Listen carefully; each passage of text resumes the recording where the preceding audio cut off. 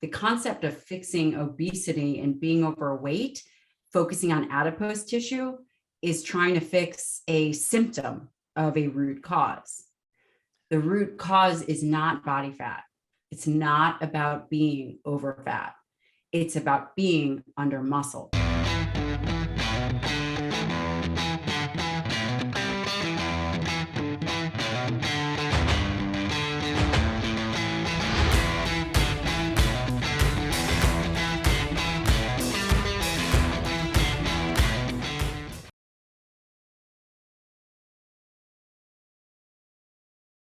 Hi, I'm Dr. Gabrielle Lyon, and I am founder of the Institute for Muscle Centric Medicine, and I practice a form of medicine called Muscle Centric Medicine. And as you mentioned, I am a new mother of two very little children. Awesome. Well, welcome. And thank you so much for taking the time out of your busy schedule. We have some mutual friends and connections, but you and I have never personally met, which I hope to rectify that one of these days. Cool. But I have kind of just been a fan of yours and watched you from a distance for quite some time. And the reason being is my background as a fitness and nutrition and lifestyle coach for nearly 2 decades now. Wow. When I used to own my physical gym, my facility, now I'm just online and do programming online. But in my 12 years of coaching people, particularly women, and not just women, though plenty of men suffer from this issue as well, of not focusing on building muscle mass. Yeah. 99.99% of people not consuming enough protein. Right. Particularly women. Yeah. And you teach to this, you speak to it all the time. And I was like, you and I really need to have a conversation because we can really help some people out. Yeah. And recently I was just kind of preparing for our talk a little bit and narrowing down the things that I wanted to be able to talk to you about, because there was a whole list.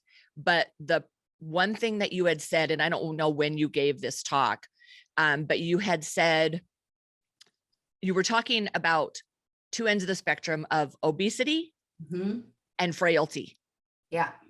And so I kind of want us to be able to just use that as a springboard to dig into some things that you see, that I know I see as well, and then kind of share your personal story and why you share these things and your passion behind it. And then hopefully we can leave people with some takeaways from our show that really kind of can help them start getting going in the right direction. Yeah. Well, first of all, thank you so much. I don't even think anyone has ever asked me about obesity and frailty in a long time as it relates to be 2 ends of the spectrum, which in fact it is. Right now, we have this huge focus on obesity, and I really think it's a mistake. We are constantly focusing on adiposity and being overweight. There's this cyclical dieting that happens, and everyone is trying to fix this problem of obesity, right? Of being overweight. But if we care about root cause medicine and we care about root cause solutions, then the concept of fixing obesity and being overweight, focusing on adipose tissue, is trying to fix a symptom of a root cause. The root cause is not body fat. It's not about being over fat. It's about being under muscled. So if we care about actually trying to fix the problem, which on one hand is obesity, the other is frailty, sarcopenia, then we have to talk more about muscle. And we also have to understand that muscle is the paradigm in which we have to go forward in. The obesity paradigm is outdated. We can't constantly be focusing on a problem and the idea that this is the correct problem when it's just symptomology of disease that starts in skeletal muscle first, then we're not going to get anywhere. I guarantee you, if we continue down this road in the next 10 years, we're still going to be doing the same thing. Well, because look where we've look at the lack of progress out there, right?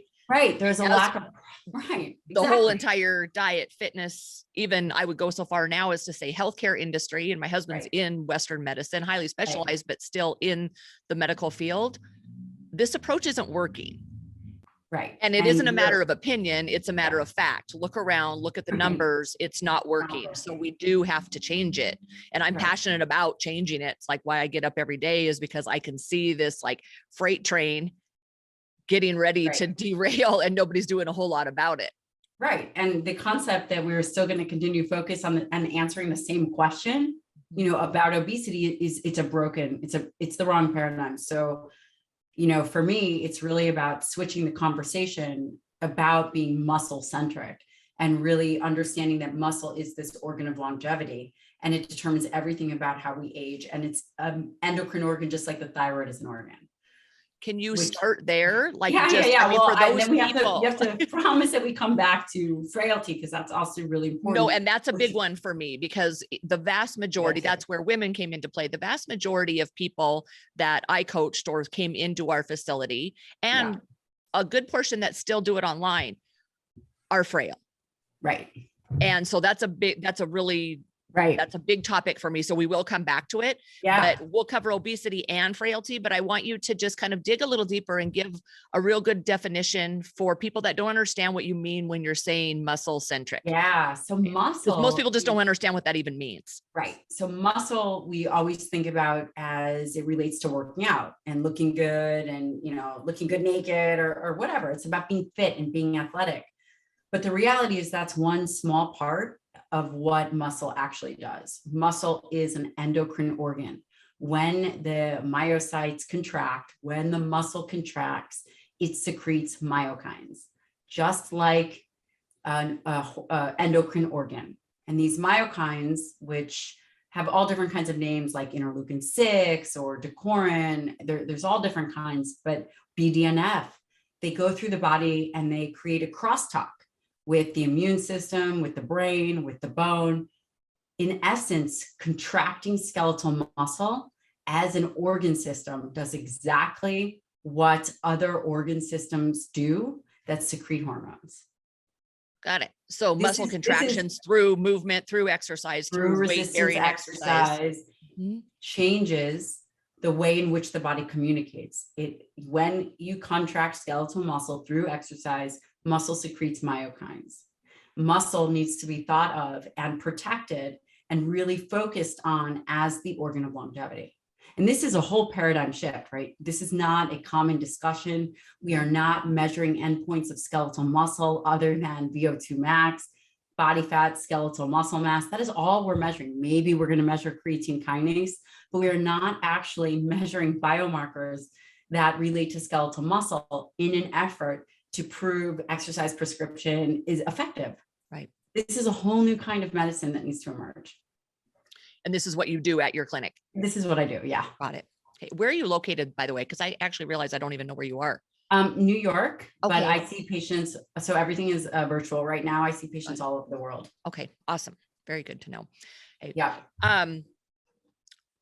So the thing, aside from the science behind it too, I'm a sociologist by trade initially. And so I'm always thinking about mindset and how people, I mean, not taking in enough protein, not having enough muscle, being obese, being frail, like all of this comes down to like what our mindset is behind the scenes, right? So when you're talking about muscle centric medicine and building muscle, I love this conversation also from a mindset standpoint, in that this isn't an approach where you're talking to people about deprivation. Right. Yeah. All of us just as human beings are wired to hate to be told what we're not supposed to do, right? The minute we're told we're not supposed to do something, we resist it. And so when we're talking about building muscle, we're actually talking about taking the step to actually do more things for your body versus all the things that you're not supposed to do. Yeah. You know, I think from a mindset perspective, one of the reasons why muscle isn't talked about is because it's hard to build, right? It's really difficult to get bulky, especially as you age, especially as women age. It becomes much more challenging to put on muscle, to maintain body composition. So it requires a bit of fortitude, right? It requires a bit of internal fortitude to essentially also do something different that you perhaps haven't been doing. Our culture isn't weight heavy in terms of lifting. A lot of the women, I'm sure a lot of the women that you see, their first idea is not to go lift weights. I mean, maybe it is now, but before maybe it was Jane Fonda, or maybe it was, I'm going to lift 5-pound weights and I'm not going to do heavy kettlebell squats or swings or, deadlifts or any of these other things. I'm going to do Pilates and I'm going to do yoga. And then maybe I'm going to do the bar method and then sprinkle in some hot yoga, right? That's what people are going to think to do. Because it is a bit intimidating to go into the gym maybe and lift, like play with the guys and lift heavy weights. Yep. And that really does a disservice for the physiology and just the idea behind building muscle. It is. Yeah, and it's so contrary. Yeah. It's so contrary to the whole movement of empowering women. Yeah. This is something I've just taken issue with for years now, where I'm like, wait a minute. We can't have it both ways. We don't get to talk out of both sides of our mouth. We want to be frail, weak. We have Gwyneth Paltrow out there telling people not to lift more than 3 pounds, right? Which we would never be able to lift our big. Yeah, that actually is a quote. Like, don't lift more than 3 pounds. It's like, okay, well, you can't lift your purse.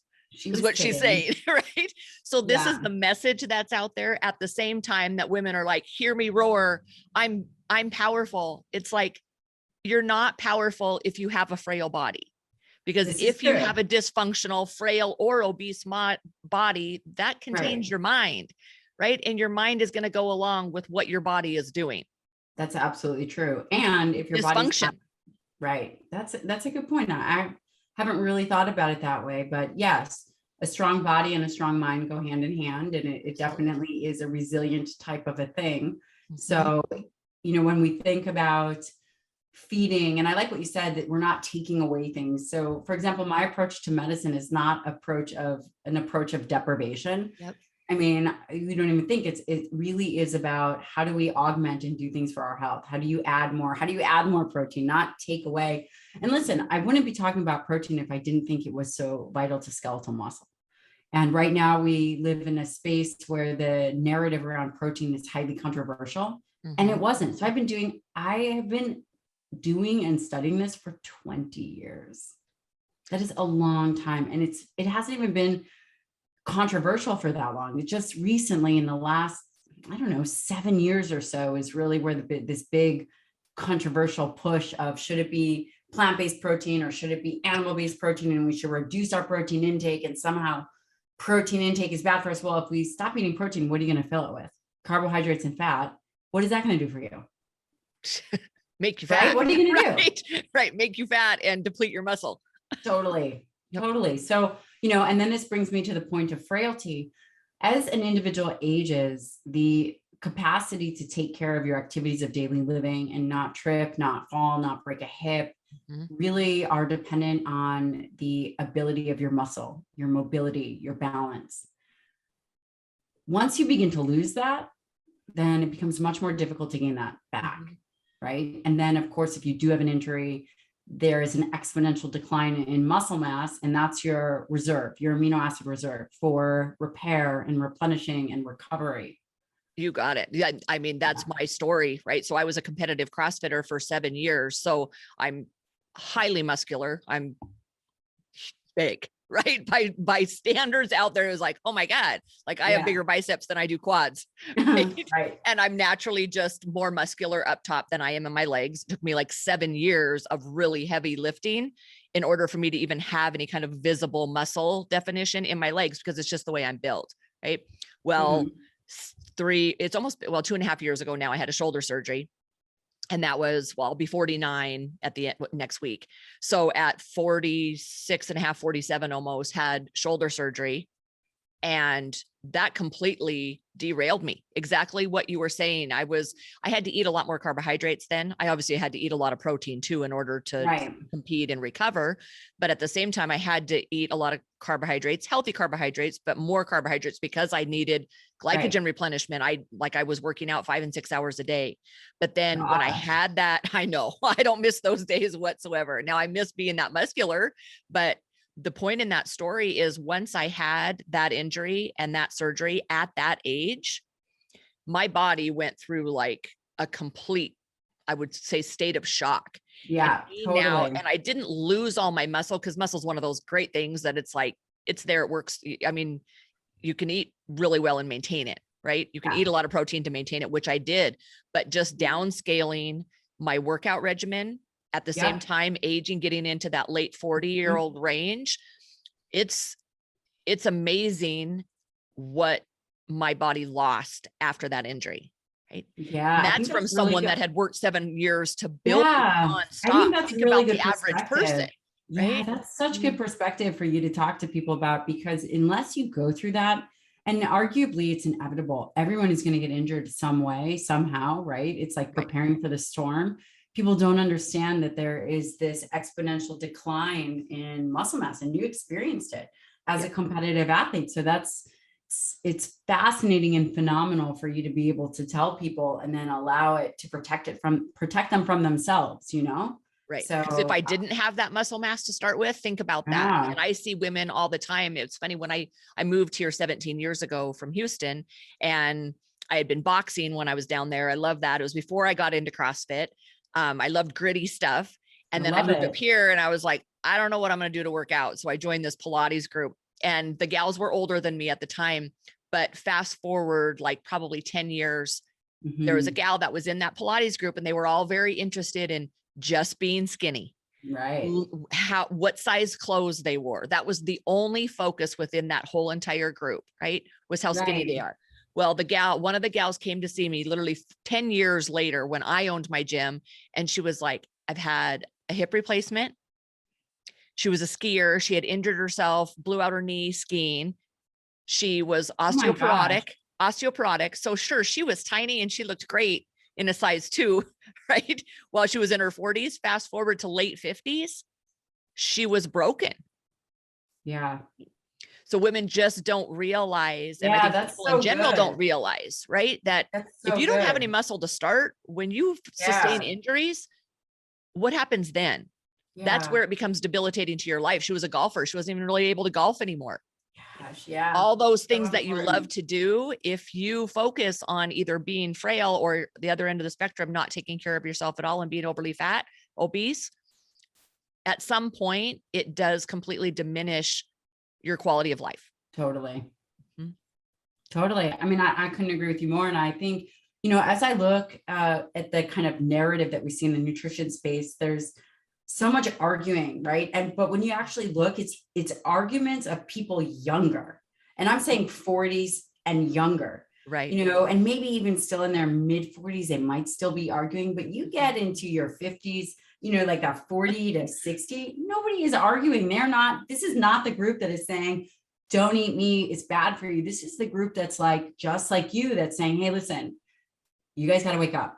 Yeah. This is really important. The way in which we age is totally, there's a lot of it that we can actually account for, and it's really bad. And at that age range, it starts to, like, the proof starts to be in the pudding, right? It's like, okay, well, you could do a lot of things in your 30s that worked, because, like, who knew the difference? And then all of a sudden you're almost 50 and you're like, fuck, that's totally. And I don't know if you, I don't know if you have so much anymore. Yes. I don't know if you have kids, but it's kind of like the people that don't have kids, and they're just like, oh, well, can't you just, leave the kids there, or I don't know, stay up late, or, why don't you just come meet us for dinner? And I was like, those are the people that don't have kids. You don't know what it's like to have like 2 little children under 2. Totally. We will not be on time. Like, it's just not going to happen. Right. The whole point of me saying that is people don't actually have the experience until they go through it. Absolutely. And, I see these people as just like so idiotic that there's all this arguing about how you should go plant-based and you should do this. And then you see, fast forward to these plant-based doctors, and it's rough. It's terrible. Rough. I had watched another video of you, and I don't remember what show it was on. Excuse me for not remembering exactly what it was, where you were having this argument about plant-based protein and plant-based diets. And I want to dig into that, because you have a very, we are completely like-minded in this, and you have the medical degree to speak at a higher level to it than I do. So I would really like you to kind of give us your overview of this whole entire argument, and not in a sense of being right or wrong. It's just facts or not. Okay. Facts. Well, here's the reality is that protein quality, that is hard, fast biological numbers. The sky is blue. This steak, a 3-ounce steak, has 2.5 grams of leucine in it. These are non-negotiable. This is what it is. The quality of the protein, from steak versus broccoli is different. There's no opinion. These are the numbers. Mm-hmm. And what you're seeing out there right now is people are saying like, oh, well, plant protein is better for you. And it's just like, no, it's not. And no, the data doesn't actually support that. And no, it's not this emotional conversation unless it's very personal for you and you're not eating animal products for a reason that is ethical for you. Right. But you cannot say as it relates to health that it's better for you. It's not. And if you care about protecting your muscle, then the number one thing that you can do is eat high quality protein. That's simple. That's true, right? And especially as you age, the difference between animal protein and plant protein is the amino acid profile. It is different. Amino acids are a highly complex topic. You're talking about 20 to 21 different factors as opposed to carbohydrates and fats. There's multiple amino acids. We have to account for that, and they're different. And they do different things. And what about, like, you hear the term, and I've thrown it around too, about like a complete protein versus like an incomplete protein? So great. I mean, so complete protein has all the amino acids, like all of them, versus an incomplete. For example, an incomplete protein would be collagen. Collagen is devoid of tryptophan, and it's very low in the branched chain amino acids, right? Plant-based products are very low, and if not totally negligent in methionine. So that is where you have to combine the protein sources. But if you get your protein from animal-based sources, you have a complete protein. That's simple. So why not just make it simple, you know? and the other aspect is, it's just not, the sky is blue. Yeah, the freaking sky is blue. Last time I checked, the sky is blue. Right? Yeah, no, your quinoa does not have the same biological composition of a steak. How does that make sense? Let's just talk about this logically. How does that make sense? It doesn't. It doesn't make sense. But you hear it's so ridiculous. And listen, if it was a bunch of people that just want to talk about it, then that's fine. But you can't do it in a way where then it puts other people's health at risk, which is exactly what happens. Exactly. It's completely irresponsible. Right? Totally irresponsible. So people with a really big voice or a really big audience, right, are impacting the most people. And unfortunately, this is just not just in nutrition or health or anything else. It's across the board anymore. We have a lot of people that really are talking about shit they don't know enough about to actually be teaching other people about it. Right. And especially when it comes to people's health, that is completely irresponsible. It's irresponsible and reckless. It really is. Yeah. And, I think that what we're seeing now is that there's more people that are not experts feeling like they're experts talking about a lot of things. And, I think that really lacks intellectual integrity. Mm-hmm. And, if I'm not an expert in some area, I have no problem saying, you know what, this is not my expertise. We should ask someone else.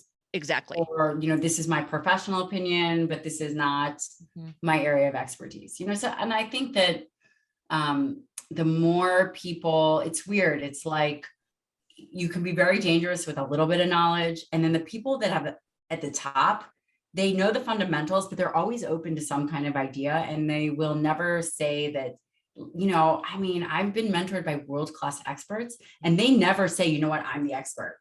They never say that. No, I have a great quote. I put it out in my daily truths all the time that, like, the more you claim to know, the more you're proving how little you know. Yeah. Right. The people that are saying they know everything, those are probably the people you want to avoid. Right. Totally. Because if you really do know a lot, you realize how much you don't know. Right. And are always open to learning more, which is exactly like why I have people like you on the show. Because I speak to this stuff, but it's outside my pay scale. Right. No. To go deeper into the actual health benefits of protein. Yeah. So it is the most important macronutrient, and it is the most controversial, but it is the most important macronutrient because, there's essential amino acids and the body does turn over. You have to be able to repair and rebuild. We cannot do that on our own. We just can't. So let's give people some kind of just rough numbers as far as, because people will say, I do eat a lot of protein. And then when I would have them food log for me, I'm seeing, or my kids get a lot of protein. That's a great one. Well, they eat peanut butter. Right. Like, okay, newsflash, peanut butter isn't a primary source of protein. Okay. So I love this question. So it's what 1 foods gram. are in it? What foods Yeah. really are protein that you should be qualifying as like a primary source of protein? And then how much? Because people think that they eat enough, but I would see food logs as little as like 15 to 20 grams per day. Yeah. Oh my God. That's Dangerously so low, right? That So is low. But then we put them on an in-body scanner, on the impedance scanner, and we can see that they have, 38% body fat. So we would look at body fat compared to skeletal muscle mass ratios, and it was like they far exceeded in body right. fat than they had in skeletal muscle. Right. So for one of the recommendations that I always give is 1 gram per pound ideal body weight. I'm a very tiny human. I am 5'1". I weigh 120 pounds. I eat 120 grams of protein. Got it. Simple. Another practical tip is that you really want to eat and ingest 30 to 50 grams of protein per meal. Got it.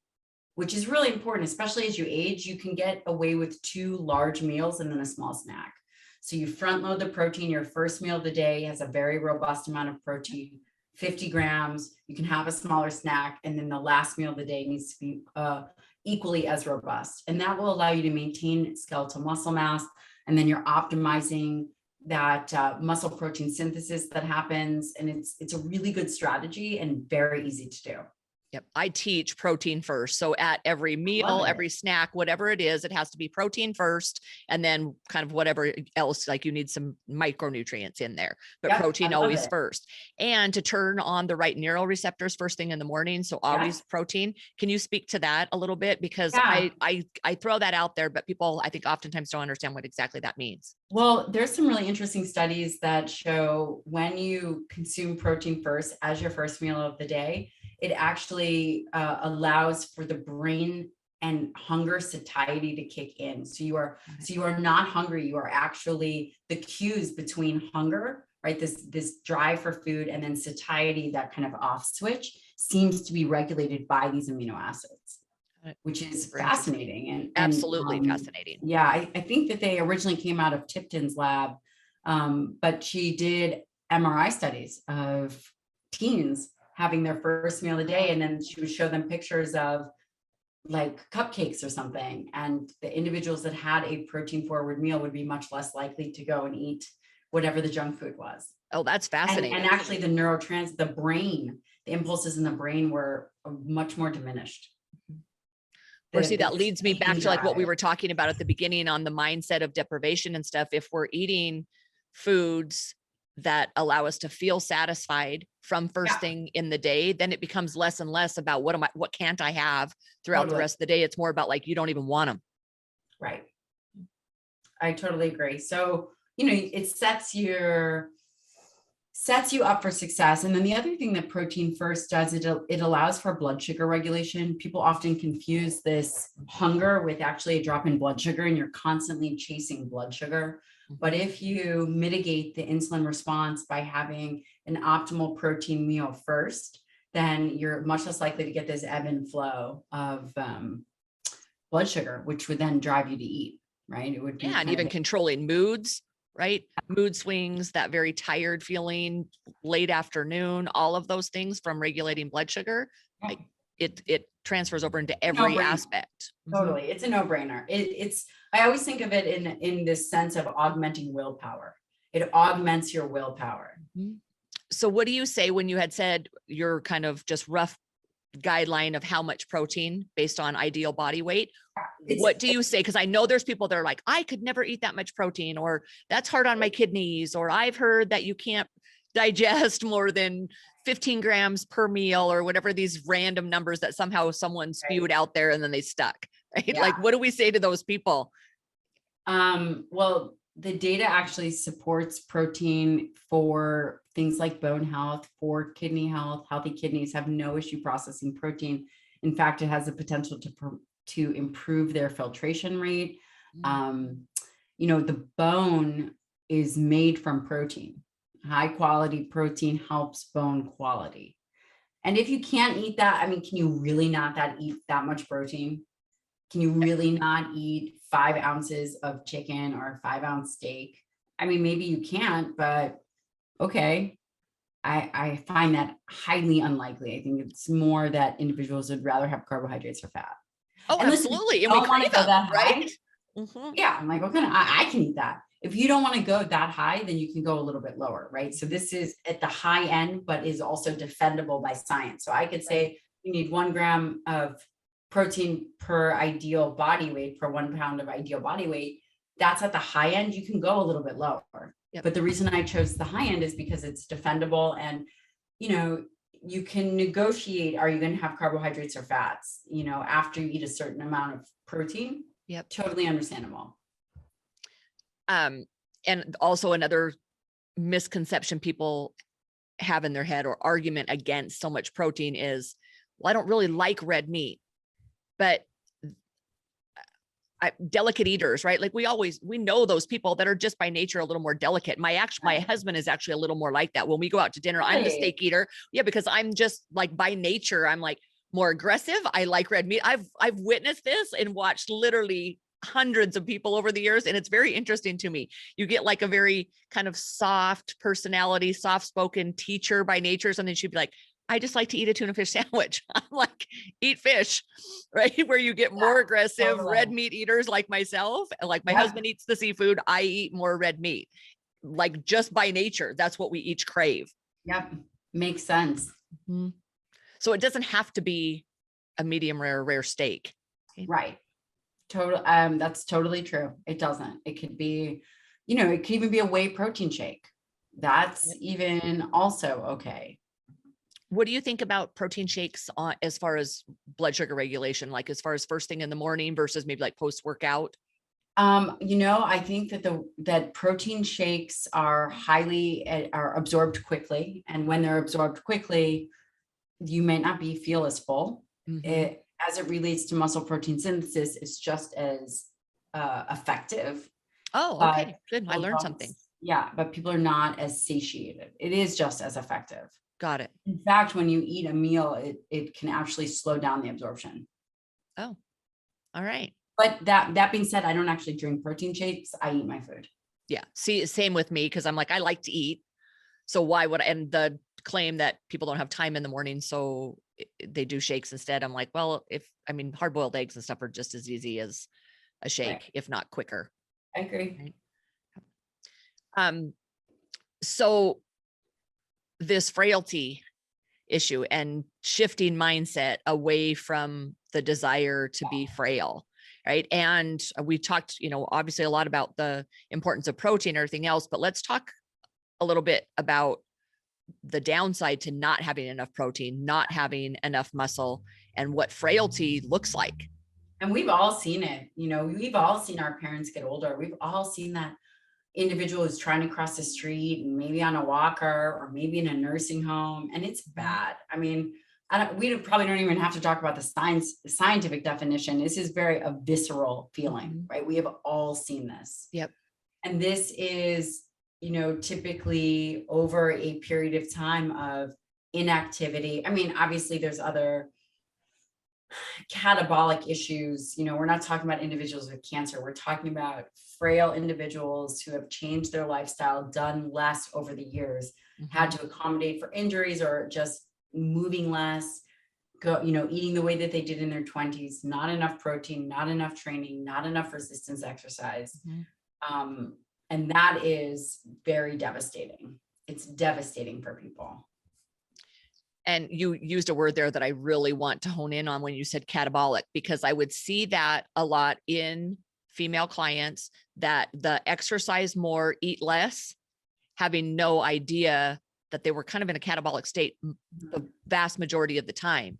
Right. So although they may look lean and that may have worked during their 30s, it's not quite so much during their 40s. And then that looks like a complete shit show in their 50s and 60s, right? Yes, it looks like a complete shit show. I agree with you. So how does that happen? Like when you referred to catabolic, can you kind of explain? Yeah, so, a catabolic state is typically an illness state. Things like cancer, things that are, any kind of infection is more of a catabolic state. Yeah. And possible through not eating enough and compulsive exercise. Yes, but when I think about catabolic state, so yes, and when I think about catabolic state is I think about essentially a hypermetabolic state. Got it. So that's more of individuals going through illness and then further restricting protein because for some reason they don't think it's good for them. And that's essentially what I think of. But yes, what you're talking about is long periods of not eating, which is also catabolic. Yep. And surprisingly, what I see too is that a very, very calorically deprived diet. I mean, I can't tell you how many women I see that have those really high levels of body fat, such low skeletal muscle mass. And yes, but eat a huge caloric deficit. Okay. That's interesting. Older. So like they've yo-yo dieted, say for 20 years, never really had a grasp on how to really make their body flourish, deprived it for years. And now are like eating less than 1,000 calories a day. The body is have 40% body fat. Yeah. The body is very adaptive. The body has a way of really adapting and it's not good. So it's in like this starvation state. Yeah. Correct me if I'm wrong, it's starving. So it's like, I need body fat if I'm going to starve. So people think that when you eat less, that you're just going to lose weight. And sometimes if you also train, you're just going to lose weight. That's not actually what happens. The efficiency of your metabolism actually decreases, which is so unusual. So it's like slowing down or like putting out, I've referred to it as like putting out this fire, your metabolism, this fire burning, and then you have nothing there. You're just putting out that fire instead of stoking it. Yes. Right. Awesome. Interesting. It's good stuff. Yeah. Well, thank you so much for taking the time out of your schedule. I greatly appreciate it. And before we kind of part here, will you let people know where they can follow you, where they can find you? Yeah. People can find me on Instagram, Dr. Gabrielle Lyon. They can also find me on my YouTube channel, which is under the same name. And then my website, which you can sign up for my newsletter. I send out a great newsletter that I write and I pick studies that I'm reading or podcasts that I'm doing or just new information that's coming out. Okay. And then if someone wanted to be a patient, they can apply also on my website. Oh, perfect. Yeah. All right. Well, this was so helpful. I greatly appreciate it. I hope to connect one of these days soon in person. I'm sure we will. Sounds great. Awesome. Thank you so much. Hey, bye. Bye-bye.